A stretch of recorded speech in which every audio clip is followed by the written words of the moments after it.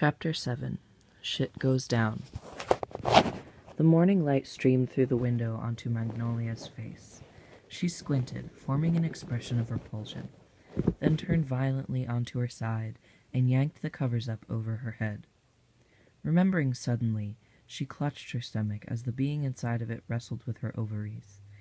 For the past 5 months she had eaten regularly, vomited regularly, and swooned with dizziness sporadically, all somehow without her father noticing. "God damn it, you little beast," she screamed internally. "Stop making my life a living hell." Her fetus did not comply with her telepathic commands. She suspected it to be dumb. Couldn't all babies respond to their mother's thoughts? After a few more moments of dozing, Magnolia dragged herself out of the bed to begin her morning routine. Larialago had kindly laid her clothes out on the armchair across the room. Magnolia stood sleepily by the chair, letting her gaze fall over its velvet cushioning, its curved wooden arms, smooth and expensive. It beckoned her, plush and inviting. She longed to lay in it and sleep for the rest of her life, or at least the next few months, until she could dispel this mistake and bring it to some unfortunate couple a la Juno. But she knew hibernation was not an option, so Magnolia took her clothes and went to dress.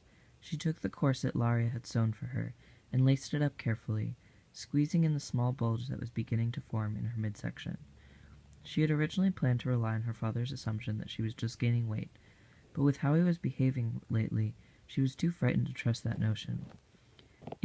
Instead, she squeezed her ribs together and compressed her already too small uterus around her growing child.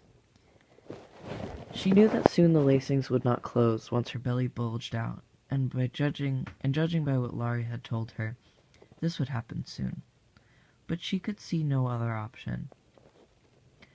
Halfway through the lacings, a violent kick stabbed her lower belly, and Magnolia clutched at herself in pain again, letting an anguished cry escape her lips.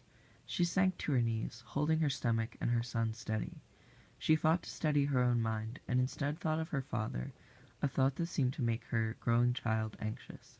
Whenever the thought of Richard crossed her mind, the fetus would start flailing incessantly, and would only stop when she lied on her back and ate toaster waffles. But this morning she could not stop the thoughts, nor the pain.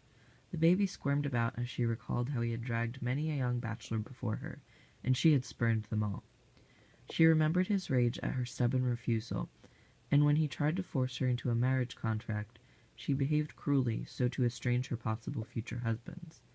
After the month-long ordeal, Richard had turned cold to her and retired to his office, only emerging to use the bathroom or sit and watch his fields. It wasn't much different from his normal routine, really, Magnolia mused, but now he wasn't even making an attempt to speak with her. All the better. It was with this bittersweet thought that she managed to pull herself to standing and finish constricting herself. As she stood, she gazed out the window, where her father's slaves toiled restlessly. Her eyes fell upon him, the father of her unborn child, the boy she had alienated months previously and hadn't spoken with since. Desmond had behaved as usual. There was no change in his work ethic, his walk, the way he picked his agaves. He seemed as apathetic and careless as ever. She found herself missing him terribly. Magnolia glanced down at her stomach. It was smooth and flawless, as it had been months before. She smiled to herself, and glanced quickly out the window. The porch was empty, save for 2 lounge chairs. "He's probably drunk already," she thought excitedly. Quickly, she rushed to her door, and upon opening it, found herself face to face with her father. "Where are you going?" he stated weakly rather than demanded. Magnolia had not looked at him closely since their disagreement. He seemed a different person. His eyes were tired, more so than usual. His hair had many new gray sprouts. The wrinkles around his mouth and forehead were deeper than she recalled. But above all, he looked weak. "Outside?" she answered defiantly. "Oh, no, you're not." Richard moved surprisingly quick for someone who looked as depleted as he did.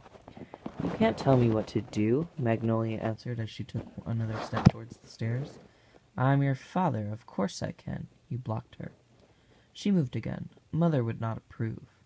She was risking a lot now, she knew, but he looked so elderly, as if one simple push would knock him right over. Maybe you should go outside and talk to her. She'd want me to go outside. Stupid girl, her father sneered, almost smiling. Your mother is dead. Magnolia's stomach lurched, or maybe she just noticed her child's movement more at the moment. She stared at him, open-mouthed for a moment.